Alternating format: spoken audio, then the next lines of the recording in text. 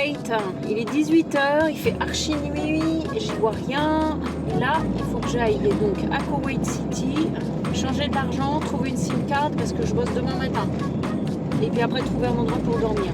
Là, je suis un peu préoccupée parce que je vois qu'il y a un voyant qui s'allume sur le camion. Donc, il va peut-être falloir que je m'occupe de ça.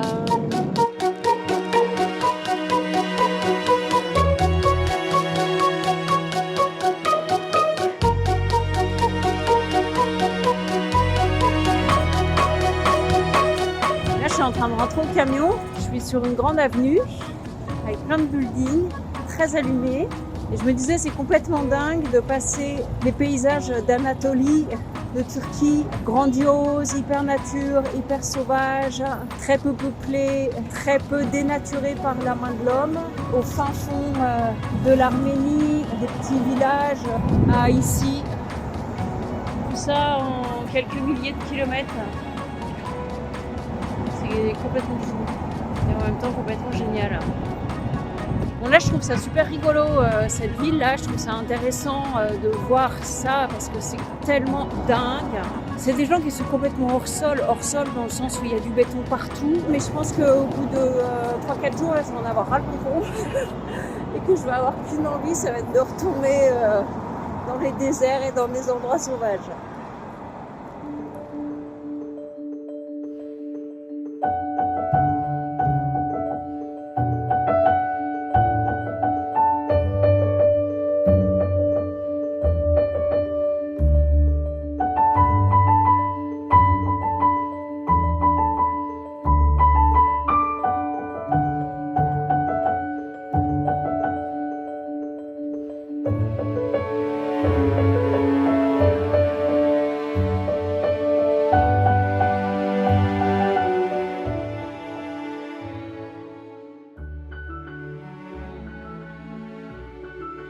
Alors ça fait 4 jours que je suis ici au Koweït et que je suis dans cet endroit au bord de la lagune avec les flamants roses le matin, donc le soir ou en fin de journée ils sont partis. Donc je suis au bord de la lagune et à la ville qui est là-bas.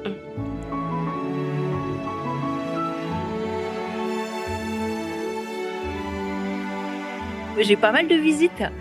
Il y a des gens qui passent, qui me disent bonjour. Il y en a, ça fait, je les vois une fois par jour depuis 3 jours. Il y en a un qui est passé, qui est un fan de réchaud. Il a toute une collection de réchauds, toute une collection de pressure cooker aussi. Et puis, comme il s'y connaît bien en réchaud, je lui ai dit, peut-être que vous allez pouvoir m'aider à réparer mon autre réchaud à essence. Du coup, il l'a emmené, il est parti avec. Il m'a dit, t'inquiète pas, je te le ramène. Alors là, je m'inquiète pas. De toute façon, ici, ils sont tous au moins 5 fois, voire 10 fois plus riches que moi. Donc, j'allais pas m'inquiéter pour mon réchaud. Et puis, il me l'a ramené hier soir, réparé. Et puis, il m'a même ramené un peu de combustible. Puis, il est resté un moment, on a pas mal discuté. C'est un Koweïti qui aime bien voyager, qui est en train de préparer son véhicule pour partir vers l'Europe. Il a déjà fait un trip vers l'Afrique.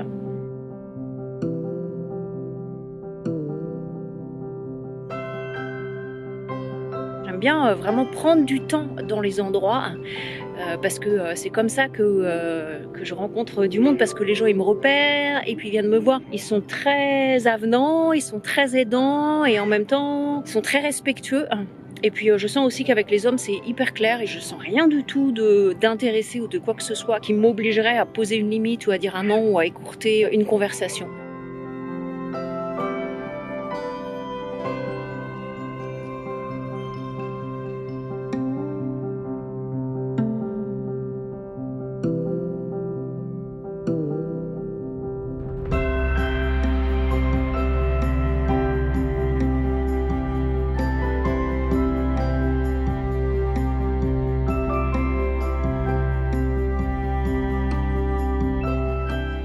Alors, Kuwait City, j'ai un petit problème de contrôle pollution sur le véhicule et puis aussi il faut que je fasse la vidange parce que le gasoil en Iran est de très mauvaise qualité.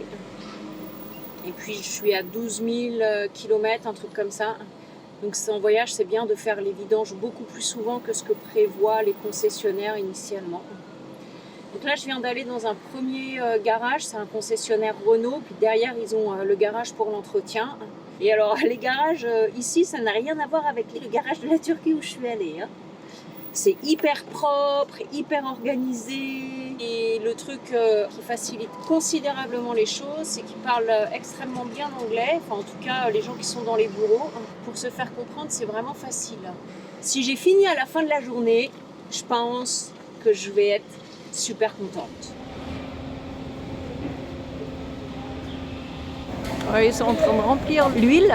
Donc il y en a un qui bosse et puis il y en a 4 qui regardent, il y en a un autre derrière moi qui regarde. Les inspecteurs des travaux finis.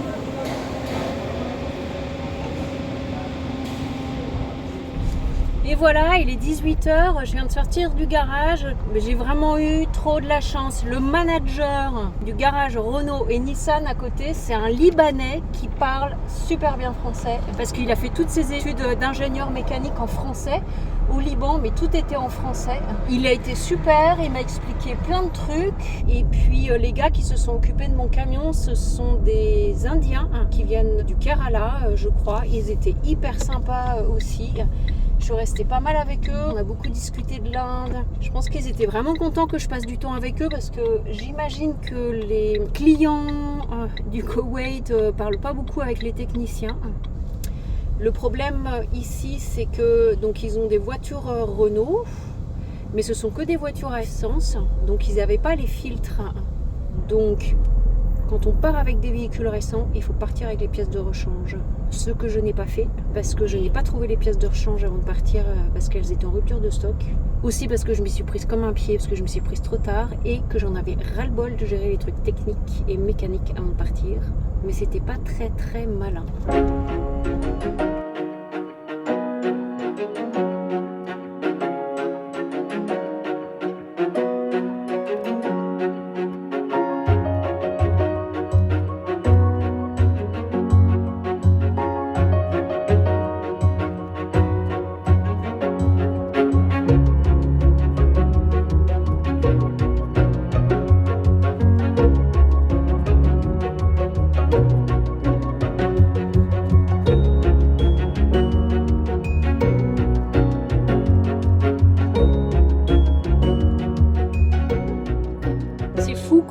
Le voyage lève chez moi les inhibitions, mobilise de la débrouillardise et puis de la capacité à dépasser de la timidité. Je pense qu'en France, ça aurait été beaucoup plus compliqué, certainement plus énergivore, de gérer ces problèmes techniques là, de comprendre, de faire répéter les gens, de les faire reformuler, de moi reformuler pour être sûr que j'avais compris, etc. En fait, c'est comme s'il y avait quelque chose qui était plus facile et qui me permet d'aller chercher des ressources pour dépasser des limites que je pourrais me mettre en France, liées notamment à des habitudes. Ça m'étonne de me voir comme ça, là, autant dégourdie. Parce que des fois, je me trouve pas très dégourdie. En France, je m'empêtre dans j'ose pas, je vais paraître gourde, je vais pas demander aux gens à répéter. J'ai pas compris, mais c'est pas grave, je vais me débrouiller. Bah là, c'est si j'ai pas compris, je dis que j'ai pas compris, je leur demande de répéter.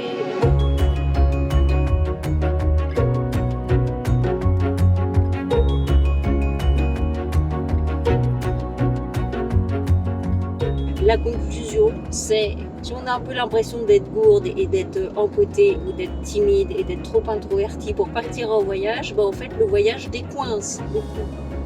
Parce que de toute façon, en étant seule, j'arrive à me dépatouiller, à régler les problèmes que je rencontre, parce que sinon, je vais rester sur place et puis je ne vais pas avancer. Et par contre, ce que je fais tout le temps, c'est que je demande de l'aide aux instances supérieures.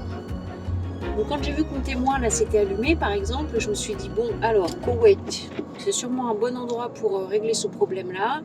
J'ai vraiment fait acte de foi et confiance que j'allais tomber sur les bonnes personnes, qu'elle allait pouvoir m'aider, qu'elle allait être gentille, qu'elle allait être suffisamment patiente pour que je comprenne, qu'ils m'expliquent, etc.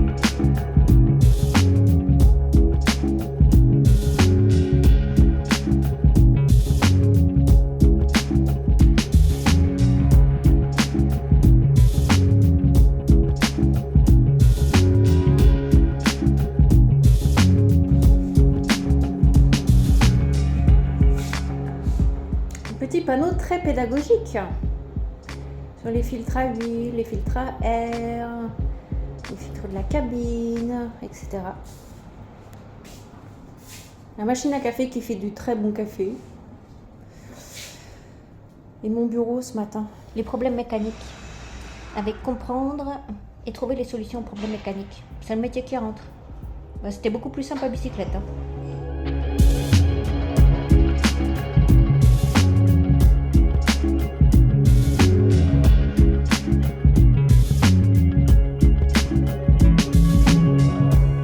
Je suis de retour dans la Ladies Waiting Area du garage Renault parce que mon témoin contre l'antipollution s'est rallumé malgré ce qui a été fait il y a 4 jours. Donc là ils vont commencer les vérifs, donc on va y aller step by step.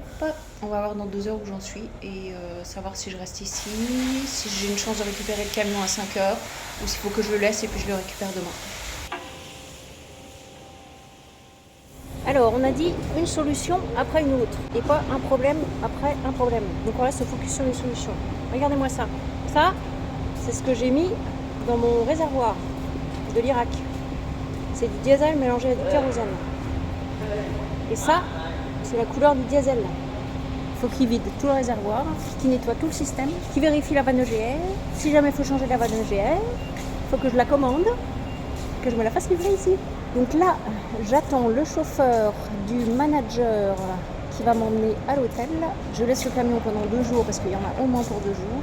Entre-temps, je vais bosser, je vais être dans des bonnes conditions pour travailler, donc ça va aller. Et il faut que je m'occupe de mon visa, de savoir si je peux rester dans le pays plus longtemps ou pas, parce qu'il faut que j'anticipe. Parce que si je dois me faire livrer une pièce, je vais en avoir pour un certain temps. Donc, il faut que je sache si je peux rester plus de 15 jours dans le pays ou pas. Et si oui, quelles sont les conditions? Si je dois faire une extension de visa, si je dois payer quelque chose.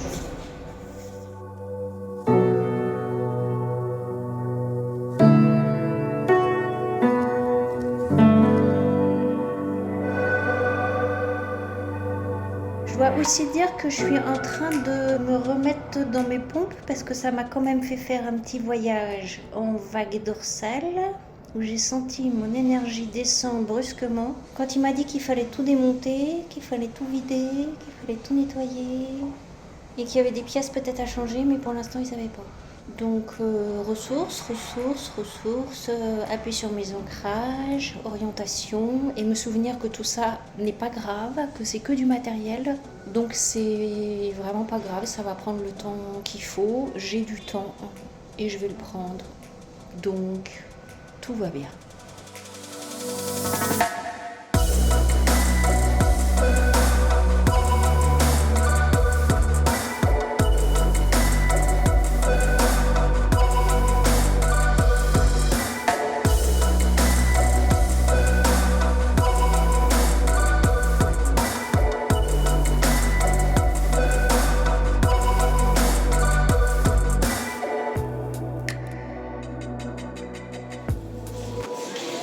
C'est déboussolant comme pays. J'ai passé 1h30 à marcher au milieu des tours pour arriver ici, dans le bazar.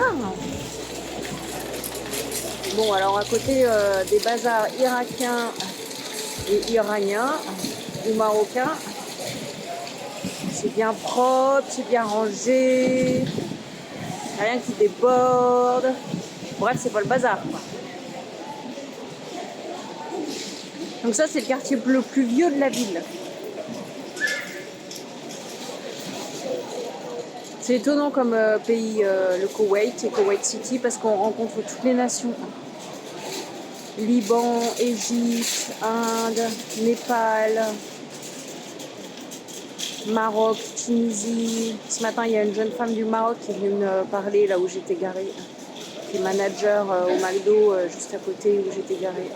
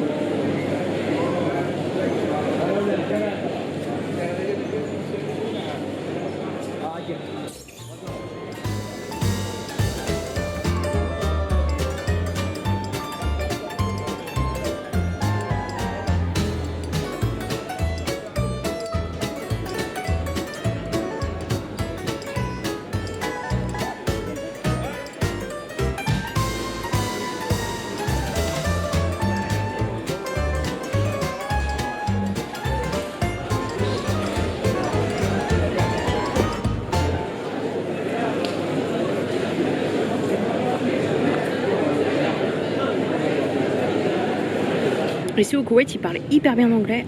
Alors j'étais vraiment étonnée. En fait, ils apprennent l'arabe et l'anglais dès tout petit. Donc vraiment, la plupart des gens parlent couramment anglais. Donc c'est vraiment très agréable parce qu'on peut vraiment communiquer. Je peux vraiment parler avec eux.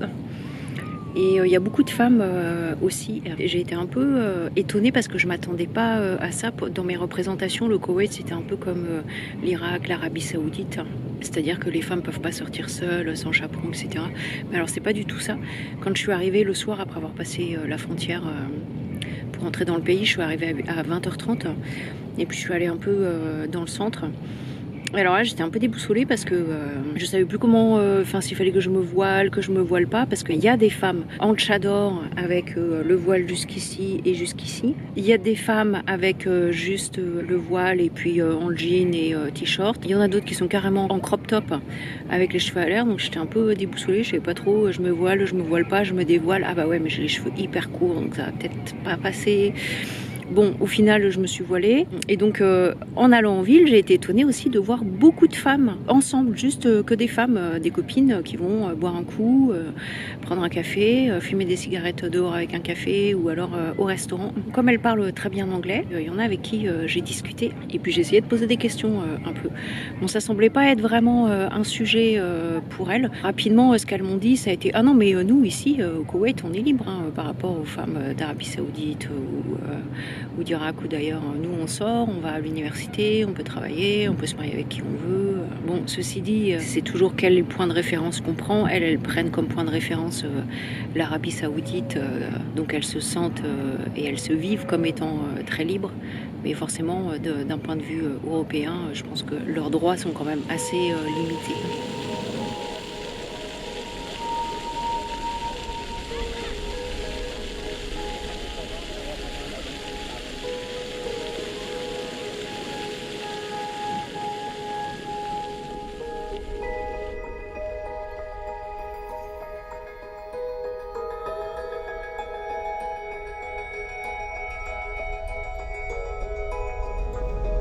Dégoûtée, je viens de récupérer le camion.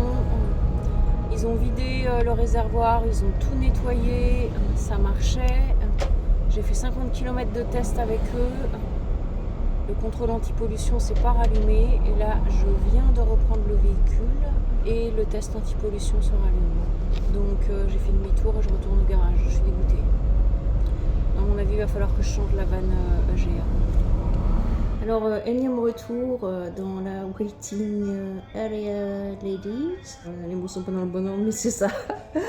Moi non plus, je commençais à plus être tout à fait dans le bon ordre là, après plus d'une semaine de succession de nouvelles moyennes bof. Donc là, je pense qu'on est à peu près au bout. Donc c'est bien la vanne EGR avec d'autres pièces qu'il faut changer, qui sont introuvables à Dubaï, en Arabie Saoudite ou ici au Koweït. Donc il faut que je me les fasse envoyer de France par EPS. Donc ça va prendre une semaine, je pense. Mais ils sont toujours aussi adorables. Il y a une jeune femme qui fait de l'administratif qui est en train de se renseigner pour l'extension du visa. Il y a 2 jours, elle m'a dit « Non mais on t'aime trop, on a envie que tu restes au Koweït. » Moi aussi j'adore le Koweït. J'adore Koweït City, c'est particulier comme ville. Pourtant d'habitude j'aime pas trop les villes. Mais celle-ci, elle est très agréable, c'est très calme. Les gens sont vraiment gentils. Hier soir, je suis allée manger dehors. Je me suis posée sur une terrasse. Et puis il y avait un couple qui était en face de moi qui venait de Dubaï, je crois. Et puis on a commencé à discuter et en fait ils m'ont offert mon repas. Voilà, donc le Koweït, c'est ça.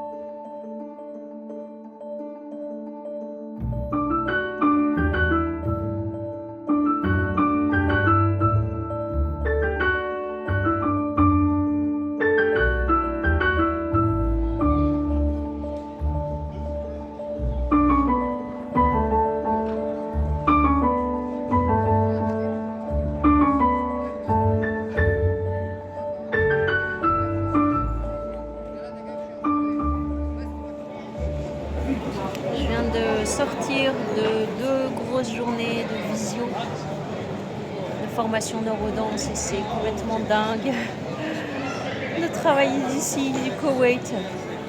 Donc demain, normalement je vais avoir des nouvelles du camion, de savoir s'ils ont réussi et si tout va bien, je le récupère demain. Mais je pense que je vais rester encore plusieurs jours à Koweït City là parce que j'ai envie d'en profiter et que j'ai besoin de me reposer aussi. J'ai envie de prendre du temps. Et de Koweït, you wait. Donc je vais prendre du temps.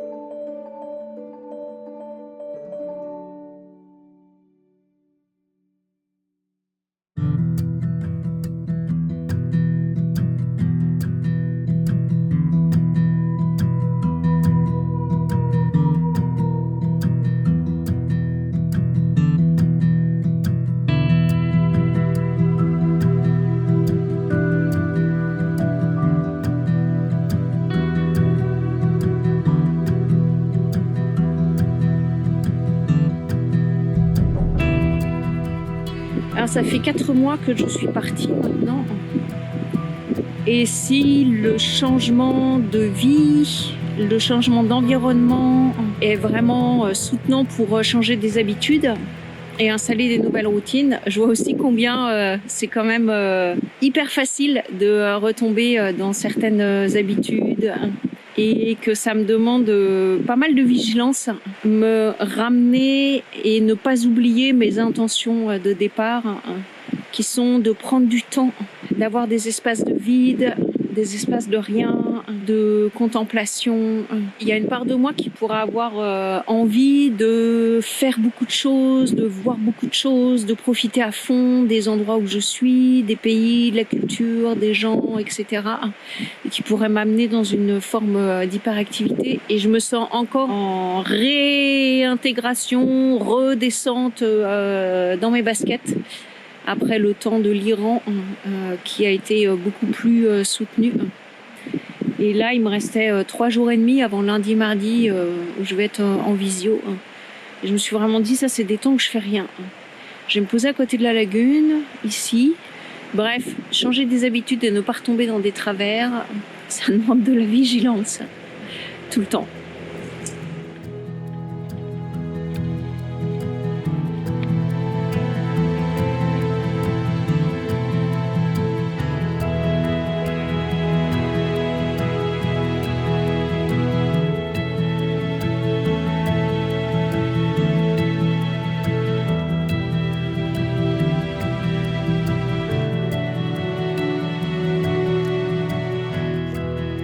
Donc ici le week-end ils sont beaucoup à venir faire des pique-niques. Alors c'est vraiment les rois du pique-nique, hein. C'est comme en Iran, c'est les rois du pique-nique. Ils sont hyper bien équipés, ils sont hyper bien installés. Et c'était intéressant d'être là et de voir l'organisation. Il y a une large gamme de catégories sociales qui vient pique-niquer ici parce que il y avait des gens qui avaient des voitures plutôt modestes et puis je voyais bien que c'était juste la cellule familiale, parents, enfants. Ils avaient une nappe par terre, l'équipement était assez rudimentaire. Et puis d'autres familles, certainement beaucoup plus aisées, avec des grosses voitures. Donc en général, le balai, c'est une grosse voiture qui arrive avec monsieur qui laisse un peu de l'équipement. Une deuxième grosse voiture qui arrive avec, je pense, madame qui laisse l'alimentaire. Puis après, il y a une troisième, voire une quatrième voiture qui arrive, qui sont des plus petites voitures avec le personnel et les enfants. Et puis les installations, c'est vraiment... il y a un tapis au sol, il y a des coussins, il y a des petites guirlandes avec des lumières, ils ont de quoi faire du feu, etc. Enfin, c'est comme un salon de jardin qu'ils installent comme ça, qui déplie dans l'espace d'1 heure et demie. Et puis, ils vont passer 3-4 heures ici. Parfois, ils passent la nuit. Il y en a qui sont arrivés avec des camping-cars ou des camions emménagés, des trucs énormes. Ou alors, c'est des caravanes, mais c'est des caravanes énormes. Et puis, ils plient et ils repartent certainement travailler le samedi matin.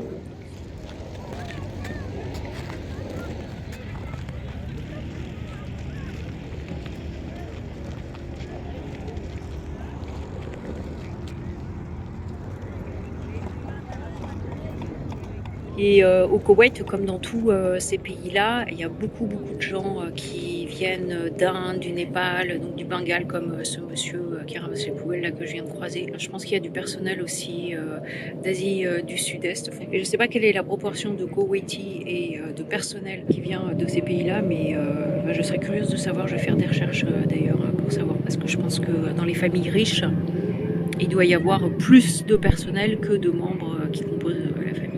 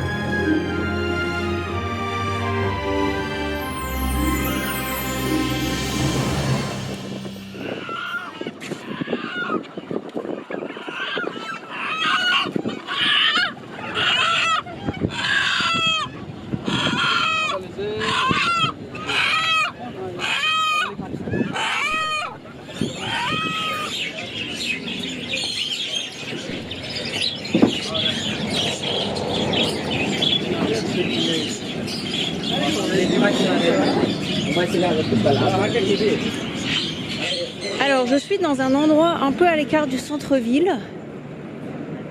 C'est immense. On pourrait dire que c'est un peu le bon coin local. C'est organisé par section. Il y a du matériel neuf, occasion. Donc là, il y a toute la partie ameublement. Là, il y a le hangar avec les tapis, mais c'est immense. C'est un Koweïti qui m'a parlé de cet endroit. Et il m'a dit, pour trouver ce que tu veux, à savoir du matériel outdoor, camping, etc., il faut que tu rentres par ce gate-là, sinon tu vas pas trouver. C'est génial parce que j'aurais jamais eu l'idée de venir ici, c'est vraiment excentré, c'est indiqué nulle part. Du coup, hier soir, je suis venue et puis j'ai dormi sur le grand parking. Il y a un parking qui est 2 fois plus grand que les hangars qui sont ici. Et je me suis fait réveiller par les poules.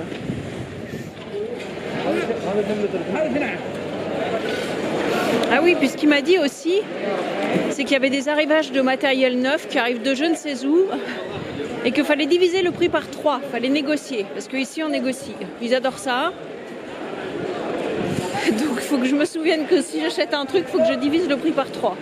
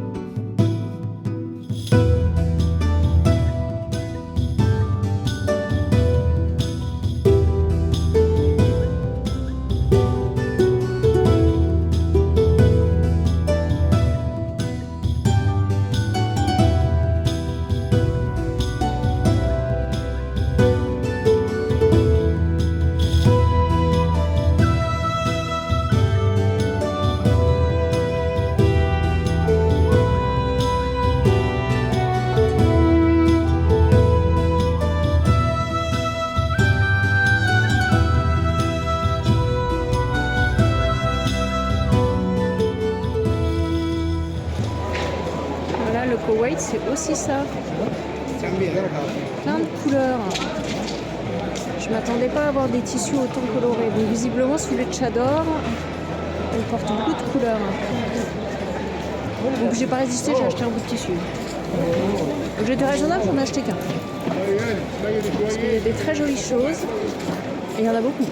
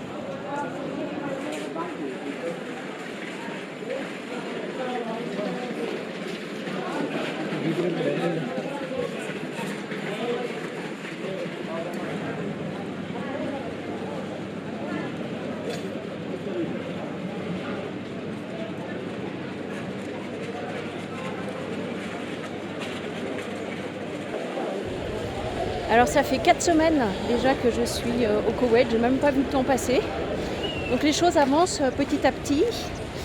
Donc il y a une pièce qui était introuvable en France que j'ai fini par trouver en Angleterre d'occasion. Le colis est enfin arrivé en France, ça a mis 15 jours pour qu'il fasse Angleterre-France.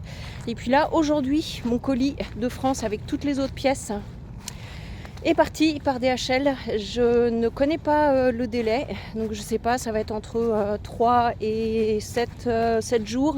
Et hier, en baladant, je me suis vraiment rendu compte à quel point les mots et ma manière d'appréhender les choses et ce que je me racontais impactaient considérablement ma posture. Parce que hier, quand j'ai su que mon paquet d'Angleterre arrivait, je me suis dit, j'ai encore 7 jours à attendre. Et en formulant ça comme ça, 7 jours à attendre, j'ai senti qu'à l'intérieur, là, ça se refermait, qu'il y avait un poids qui descendait dans ma poitrine. J'avais les épaules un peu qui descendaient comme ça, un peu en mode encore 7 jours. Et puis tout de suite, j'ai changé la pensée et le regard là-dessus. Et je me suis dit, j'ai encore à ma disposition 7 jours pour faire ce que j'ai envie, prendre du temps. Voilà. Et que tout de suite, ça a fait... Ça s'est relevé, j'ai les épaules qui se sont ouvertes, c'est devenu beaucoup plus léger. Et depuis que j'ai ces difficultés avec le camion, je fais vraiment très attention à ça. une solution après une autre. Et puis de faire attention aussi à comment j'aborde les choses, quel vocabulaire j'utilise, quel récit je fais. Parce que ça me met dans un état corporel et donc dans un état émotionnel et mental et subtil qui est complètement différent. Et c'est certainement pour ça que j'ai pas vu les 4 semaines qui viennent de passer. Et puis vraiment aussi, je donne de la valeur au fait que ça arrive ici, au Koweït, qu'en fait un super pays pour que ça arrive. Dans le sens où les gens sont hyper gentils, je me sens hyper en sécurité. Je suis au même endroit, donc ici au bord de la lagune, depuis 4 semaines. Ça fait un peu partie de mes règles, de ne pas rester trop longtemps au même endroit. Et puis qui plus est en bordure de ville, pour pas être repérée. Et parce que je sais que si je suis repérée, je peux être embêtée. Mais ici, c'est pas du tout le cas. Ça me permet de vivre plein de choses. Hello!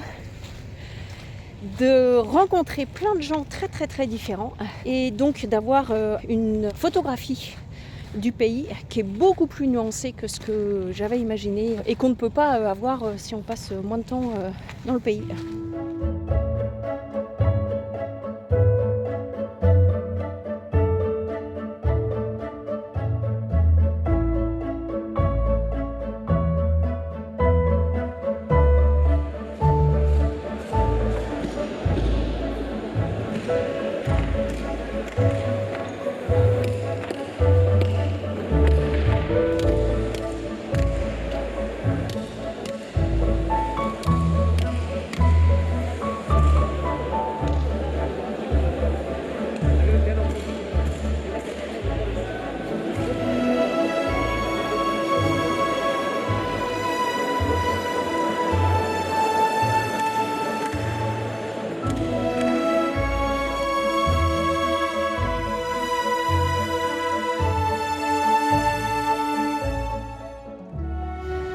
Plutôt que de le voir comme du temps de perdu, je le vois vraiment et je le vis vraiment. Je le vis vraiment comme un temps de transition, de passage, presque même comme un temps de rituel. Parce que je suis partie très vite en voyage, en 4 mois tout s'est fait et je suis partie. J'ai vécu beaucoup de choses, ça a été très très intense. Le démarrage avec la traversée de l'Europe, la Turquie, l'Iran, l'Irak, ça a été doublement intense parce que j'ai eu une période de travail assez importante et elle-même aussi très intense sur octobre-novembre jusqu'au 15 décembre, là où j'avais vraiment beaucoup de visio, je donnais beaucoup de formations neurodance. Et que ça c'était quand même à Paris. Je me doutais que ça allait marcher, mais bon, je ne l'avais jamais vécu, je ne l'avais pas expérimenté. Donc je ne savais pas comment ça allait être de danser avec le voyage, la route, l'itinérance, l'inconnu à chaque journée et puis de continuer à assurer toutes les formations.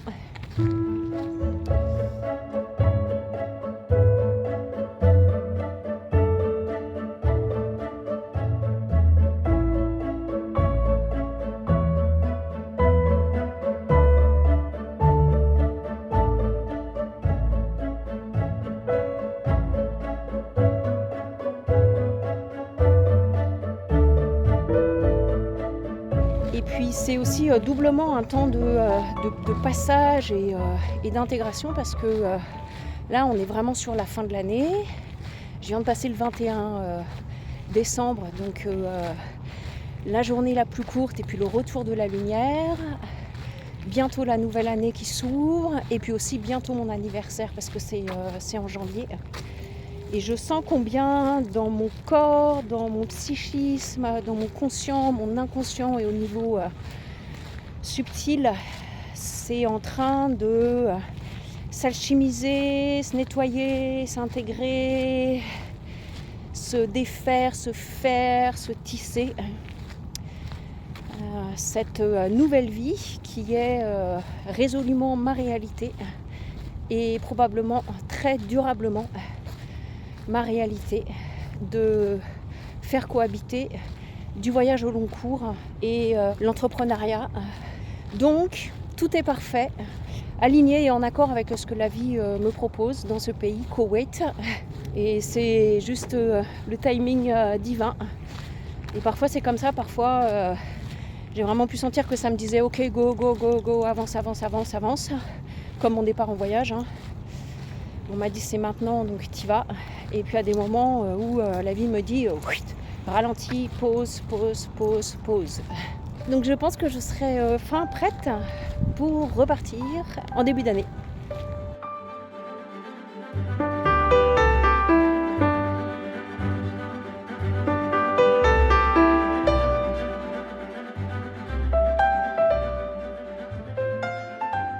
Et puis petit truc pratico-pratique qui est hyper important et que j'ai mis en place avant de partir, c'est d'avoir 4-5 personnes ressources en France. Et j'ai un ami en particulier qui m'a vraiment beaucoup aidé pour trouver les pièces, qui s'est occupé de m'envoyer le colis DHL, et que ce support-là matériel a été énorme, et qu'en plus c'est aussi du soutien au niveau émotionnel, moral, de me sentir comme ça accompagnée et comprise. Et puis au même titre que les autres personnes qui sont dans le groupe, par leur présence, leur amitié, amènent beaucoup de douceur et de lien, et qui me fait me sentir pas toute seule et me sentir très accompagnée. Et c'est d'autant plus important pour moi parce que pour ce voyage, je me suis vraiment souhaité que ce soit doux, simple, facile, fluide, en tout cas le plus possible, et que leur présence rend ça possible, et j'ai beaucoup de gratitude.